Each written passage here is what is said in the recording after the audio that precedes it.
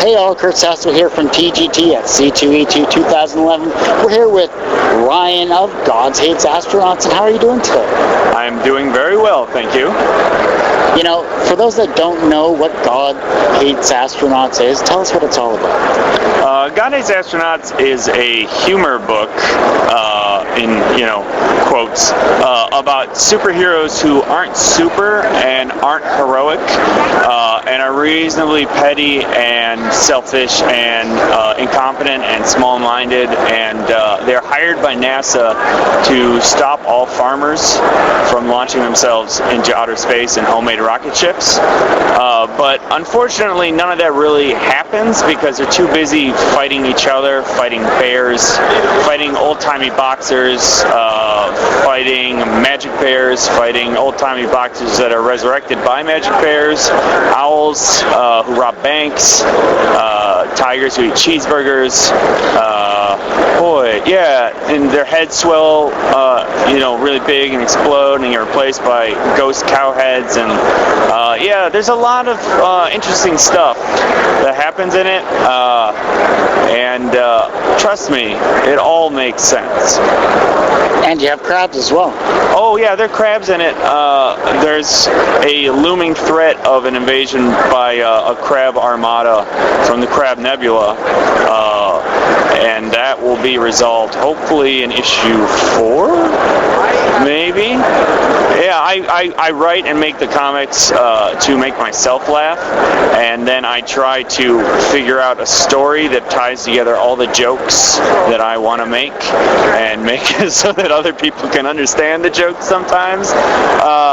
So yeah, that's about it. I self-publish it, and I do a webcomic. I update it hopefully every Monday, depending on how I feel about life. So every Monday there's a new page at GodHatesAstronauts.com, and then I've got print versions and posters and shot glasses and wares that I peddle, and eventually I'm going to figure out a way to have an online store for that. You know, it's Kids' Day today. Oh yeah. And I'm wondering what the response is going to be, but overall, how's the response been to your comic? Response has been unbelievable. I have had lots of people that I don't know buy it, which is awesome. And I'm almost sold out of both issues, which is also awesome because I was really thrilled after I had sold like 10 and thought this was the best day of my life. And now I've sold a lot more than that. So yes, it's going very, very well. The quick question is, what type of, besides the old-timey boxers, the bears, the crabs, and everything else, what influences are you truly drawing upon? One of my favorite books of all time is Scud the Disposable Assassin, and that is done in a stream of consciousness kind of way where he's just drawing basically everything that he wants to draw. He makes stuff up that he thinks is funny, and then he figures out a story around it so that it can all tie together and make sense and be entertaining. And I work in that way. I started this book as a 24-hour comic, and I try to do at least one 24-hour comic a year because that's the most comfortable way for me to write and create, because it's all just kind of making it up on the fly.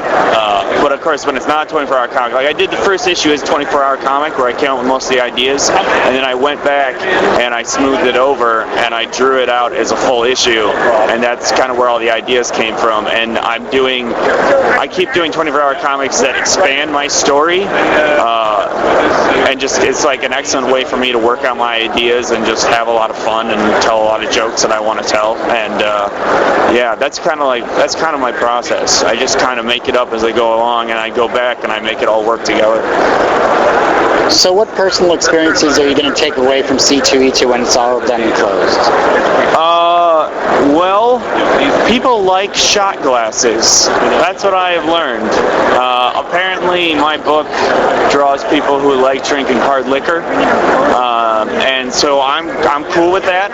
I play to that demographic as much as I can from now on. So yeah, that's what I've learned.